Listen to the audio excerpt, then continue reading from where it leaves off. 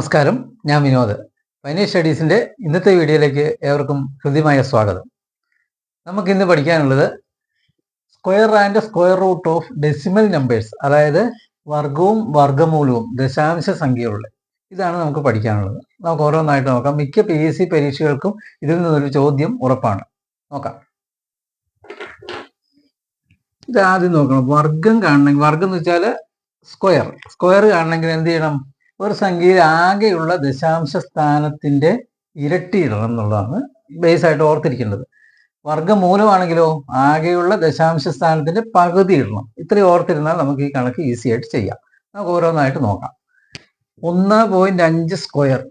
അപ്പൊ നമ്മൾ ഇതാണ് 1.5 എന്ന് വെച്ചാൽ 15 എന്ന് എടുക്കണം ആദ്യം. 15ന്റെ സ്ക്വയർ എത്രയാണ്? 15 ഗുണം 15 എന്ന് വെച്ചാൽ 1.5 ഇൻറ്റു 1.5. അപ്പൊ 15 ഗുണം 15 എന്ന് നോക്കിയാൽ എത്രയാണ്? 225. അങ്ങനെ എഴുതണം ആദ്യം. 15 ഗുണം 15 225. ഇതിൽ എത്ര ദശാംശ സ്ഥാനമുണ്ട്? ഇവിടുന്ന് എണ്ണണം വലത്തോട്ട്, ഒരു ദശാംശ സ്ഥാനം. അപ്പോൾ ഉത്തരത്തിൽ എത്ര ദശാംശ സ്ഥാനം? ഇരട്ടി. ഒന്നിന്റെ ഇരട്ടി 2 ദശാംശ സ്ഥാനം മാറ്റി പോയിന്റ് ഇടുക. 1, 2. ഇവിടെയാണ്. ഇതാണ് ആൻസർ. അപ്പോൾ 1.5 സ്ക്വയറിന്റെ ഉത്തരം എത്രയാണ്? 2.25. അപ്പോൾ ചോദ്യത്തിൽ എത്ര ദശാംശ സ്ഥാനം ഉണ്ടോ അതിന്റെ ഇരട്ടി ദശാംശ സ്ഥാനം ഉത്തരത്തിൽ വരണം. ഇത്രയും ഓർത്തിരുന്നാൽ മതി. അടുത്തത് നോക്കാം. 0.25 സ്ക്വയർ. അപ്പൊ നമ്മൾ 25 ഇൻറ്റു അല്ലേ 0.2 ഇൻറ്റു 0.25. 25 ഇൻറ്റു 25 എന്ന് നോക്കിയാൽ മതി. അപ്പൊ എത്രയാണ്? 625. ദശാംശം ഇല്ലാതെ ഗുണിച്ചെഴുതുന്നു. എന്നിട്ടോ ഇതിൽ എത്ര ദശാംശ സ്ഥാനം ഉണ്ട്? ചോദ്യത്തില് 2. അപ്പൊ 4 ദശാംശ സ്ഥാനം എഴുതുക. അത് ഇങ്ങനെ എഴുതി നോക്കിയാൽ നമുക്കറിയാം. 1, 2, 3, 4 ദശാംശ സ്ഥാനം ഇടത്തോട്ട് മാറ്റി പോയിന്റ് ഇടുക. അപ്പോൾ 1, 2, 3 ഉള്ളൂ. അപ്പൊ എന്ത് ചെയ്യണം? ഒരു 0 കൂടെ ഇട്ടിട്ട് 0.0625 എന്ന് ആൻസർ കിട്ടും.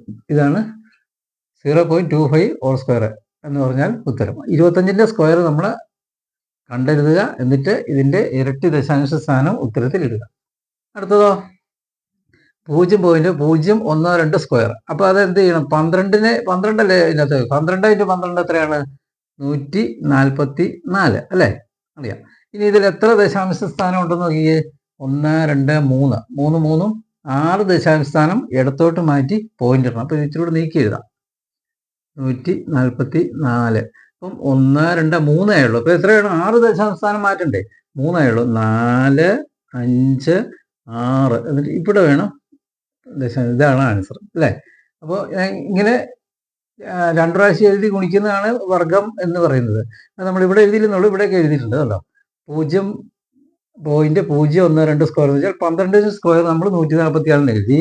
എന്നിട്ട് ഇതിൽ 3 ദശാംശ സ്ഥാനം ഉണ്ടല്ലേ? അപ്പോൾ 6 ദശാംശ സ്ഥാനം ഇടത്തോട്ട് മാറ്റി പോയിന്റ് ഇടുക. 1, 2, 3, 4, 5, 6. ഇതാണ് ആൻസർ. അപ്പോൾ ഈ അടുത്ത് നോക്കിയേ. 135 സ്ക്വയർ എന്ന് പറഞ്ഞാൽ ഉത്തരം തന്നിട്ടുണ്ട്. ഇങ്ങനെ PSCയിലെ LDC പരീക്ഷയ്ക്കൊക്കെ ചോദിക്കുന്നതാണ്. 135 സ്ക്വയർ എന്ന് വെച്ചാൽ 18,225 ആയാൽ 0.135 സ്ക്വയർ എത്രയാണെന്ന് എളുപ്പത്തിൽ ഉത്തരം എഴുതാം. എങ്ങനെ എഴുതാം? ഈ ആൻസർ ഇങ്ങോട്ട് എഴുതിയിട്ട് 182 അല്ല 18,225. ഇതിൽ എത്ര ദശാംശ സ്ഥാനം ഉണ്ട്? ഇത് ദശാംശം ഇല്ലാത്ത സംഖ്യ കുറിച്ചെഴുതിയാണ് ഈ ആൻസർ. ഇപ്പോൾ ഇതിന്റെ ദശാംശ സ്ഥാനം ഉണ്ടെന്നുള്ളൂ, സംഖ്യയ്ക്ക് മാറ്റമില്ല അല്ലേ? ഇത് 1, 2, 3 ദശാംശ സ്ഥാനം ഉണ്ട്. അപ്പോൾ ഉത്തരത്തിൽ എത്ര ദശാംശ സ്ഥാനം വേണം? 3, 3, 6. നോക്കാം. 1, 2, 3, 4, 5 ഉള്ളൂ. അപ്പൊ എന്ത് ചെയ്യണം? ഒരു 0 കൂടെ കൊടുത്തിട്ട് ഇവിടെ ദശാംശ സ്ഥാനം ഇടുക. ഇതാണ് ഇതിന്റെ ഉത്തരം. അടുത്തതോ 327 ഗുണം 327 സമം ഉണ്ടോ 1,06,929 ആയാൽ 0.0327 സ്ക്വയർ എത്രയാണ്? അത് നമുക്ക് ഇതുപോലെ തന്നെ പെട്ടെന്ന് എഴുതാം. എങ്ങനെ എഴുതാം? ഇത് ദശാംശം ഇല്ലാത്ത സംഖ്യയല്ലേ? അപ്പൊ ഇതിനകത്ത് എത്ര ദശാംശ സ്ഥാനം ഉണ്ട്? 1, 2, 3, 4. അപ്പോൾ ഉത്തരത്തിൽ എത്ര ദശാംശ സ്ഥാനം ഇടത്തോട്ട് മാറ്റണം? 8 ദശാംശ സ്ഥാനം ഇടത്തോട്ട് മാറ്റണം. അപ്പൊ എങ്ങനെ എഴുതുന്നു? ഈ ഉത്തരം ഇങ്ങനെ എഴുതുന്നു. ഇവിടെ എഴുതാം. 106. 1,06,929 എന്നുള്ള 1, 4, 4, 8 ദശാംശ സ്ഥാനം മാറ്റണം. 1, 2, 3, 4, 5, 6, 7, 8 ദശാംശ സ്ഥാനം മാറ്റിയിട്ട് ഇവിടെ എഴുതിയാൽ ഉത്തരവായി. ഇങ്ങനെ ചോദിച്ചത് അല്ലേ? 0.03227 സ്ക്വയർ എത്രയാണെന്ന് ചോദിച്ചാൽ ഇതിൻ്റെ ഉത്തരം തന്നിട്ടുണ്ട്. എന്നിട്ട് ഇത് ചോദിച്ചാൽ ഇത് ദശാംശം ഇല്ലാത്ത സംഖ്യയുടെ ഉത്തരം ഇതാണ്. അപ്പോൾ ദശാംശ സ്ഥാനം ഇതിൽ എത്രയുണ്ടോ അതിൻ്റെ ഇരട്ടി 1, 2, 3, 4, 5, 6, 7, 8 ഇതിൽ 4 അല്ലേ ഉള്ളത്. ഇതാണ് ഇതിൻ്റെ ഉത്തരം. അപ്പോൾ ദശാംശ സംഖ്യകളുടെ വർഗം കാണുന്നതിനുള്ള എളുപ്പവഴിയല്ല, നമുക്ക് പെട്ടെന്ന് കണ്ടുപിടിക്കാം ഇങ്ങനെ അല്ലേ? നേരെ ഇരട്ടി ഇട്ടാൽ മതി. ആദ്യം ദശാംശം ഇല്ലാത്ത സംഖ്യകൾ ഗുണിച്ചെഴുതുന്നു, എന്നിട്ട് ആകെയുള്ള ദശാംശ സ്ഥാനത്തിൻ്റെ ഇരട്ടി ഇട്ട് കഴിഞ്ഞാൽ ആ സംഖ്യയുടെ വർഗം ആയി. ഇനി നമുക്ക് കണ്ടുപിടിക്കേണ്ടത് വർഗമൂലമാണ്. നമുക്ക് നോക്കാം. 0.0225 വർഗമൂലം എത്രയാണ്? വർഗമൂലം ആകുമ്പോൾ എങ്ങനെ എഴുതണം? ആകെയുള്ള ദശാംശ സ്ഥാനത്തിന് പകുതി ഇട്ടാൽ മതി എന്നേ ഉള്ളൂ. അപ്പം ഇത് സംഖ്യ 225 വർഗമൂലം എത്രയാണ്? 15 അല്ലേ 225. അപ്പം 15. എന്നിട്ടോ ഇതിലാകെ എത്ര ദശാംശ സ്ഥാനം ഉണ്ടോ? 1, 2, 3, 4. ആ 4 ഉണ്ടെങ്കിൽ അതിൻ്റെ പകുതി ഇടണം. അപ്പോൾ 2 ദശാംശ സ്ഥാനം. ഇതാണ് ആൻസർ. കണ്ടോ? ഇവിടെ വേണമെങ്കിൽ 0 കൂടി ഇടാം. 0.15. അതാണ് ആൻസർ. അപ്പോൾ ആകെ ഉള്ളതിൻ്റെ പകുതി എഴുതിയാൽ മതി. 256. അപ്പോൾ 256 എന്ന് പറയുമ്പോൾ എത്ര വരും? അതിൻ്റെ 15 225. അപ്പോൾ 256 വർഗമൂലം എത്രയാണ്? 16 ആണ്. 16 എഴുതിയിട്ട് ഇതിനകത്ത് എത്ര ദശാംശ സ്ഥാനം ഉണ്ട്? 1, 2, 3, 4, 5, 6.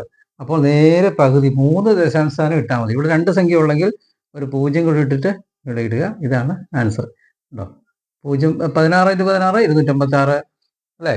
അപ്പോൾ ഈ ദശാംശ സ്ഥാനം റൂട്ട് ഈ ചിഹ്നത്തിനകത്തിട്ടാൽ വർഗ്ഗമൂലം എത്രയാണെന്ന് പിന്നെ എഴുതേണ്ട കാര്യമില്ല. ഇതിൻ്റെ വർഗ്ഗമൂലം കാണുക എന്നാണ് എൻ്റെ ഉത്തരം, അതിൻ്റെ ഉദ്ദേശിക്കുന്നത്. അപ്പം ഉത്തരം എഴുതിയിട്ട് 6 ദശാംശ സ്ഥാനം ഉണ്ടെങ്കിൽ 3 ദശാംശ സ്ഥാനം മാറ്റി കുത്തിടുക. ഇനി ഇത് നേരം എങ്ങനെ എഴുതും? 625 വർഗ്ഗമൂലം അതെങ്ങനെ എഴുതും? 25 × 25 അല്ലേ 625. അപ്പോൾ ആ 25 ആദ്യം എഴുതുന്നു.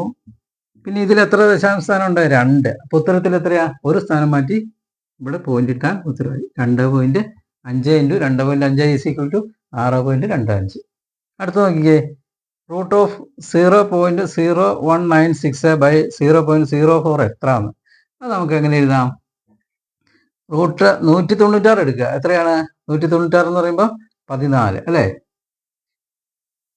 അതിൻ്റെ വർഗ്ഗമൂലം 14 ആണ്. ഇത് എത്ര ദശാംശ സ്ഥാനം ഉണ്ട്? 4. അപ്പോൾ എത്ര സ്ഥാനം മാറ്റി പോയിന്റ് ഇടണം? 2 സ്ഥാനം. അപ്പോൾ ഇവിടെ പോയിന്റ് വരും. ബൈ ഇതോ 0.04. 4ൻ്റെ വർഗ്ഗമൂലം എത്രയാണെന്ന് നോക്കിയാൽ 4ൻ്റെ എത്രയാണ്? 2 അല്ലേ? 2 × 2 ആണ് 4.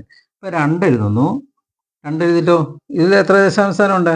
2. അപ്പോൾ ഇവിടെ ഒരു ദശാംശ സ്ഥാനം ഇട്ടുക. ഇത് തമ്മിൽ ഇത് എങ്ങനെ 0.14 / 0.2 എന്ന് പറയുമ്പോൾ 2 കൊണ്ട് വെട്ടിക്കളയാം അല്ലേ?